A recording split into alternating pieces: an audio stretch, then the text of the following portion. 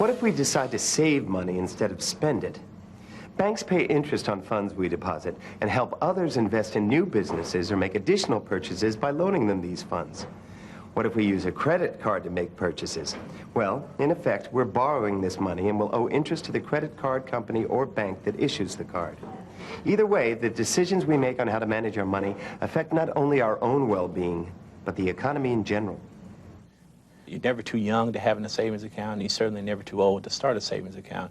A savings account is normally something that's set aside where you can put money and earn interest on it for a rainy day.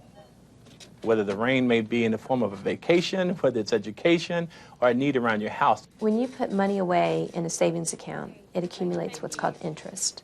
So, for example, if your interest is 10%, then if you put $100 away at the end of the year, you're going to have $10. Now that's would be a high rate of interest on a savings account. The average savings account probably pays about 3% interest. But the idea is if you stuff it under a mattress, it's going to sit there. If you put it in a bank and save it, it's going to grow and accumulate interest. If you come in to borrow money from a bank and you want to borrow a dollar bill, then you're not going to pay a dollar bill back to the bank. You're going to pay an additional amount of money for using the money, and that's interest.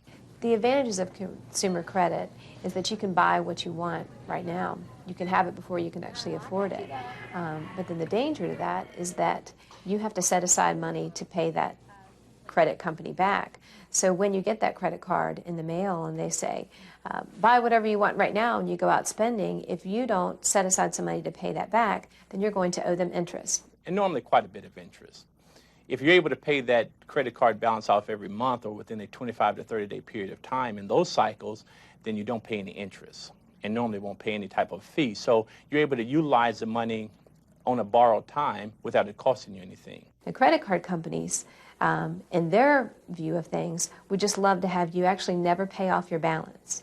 If monthly you just send in whatever that minimum is, at $10 a minimum, that's all they want from you, because then for the rest of your life you're going to pay them $10 a month, which means you'll end up paying so much more than whatever you purchase actually costs.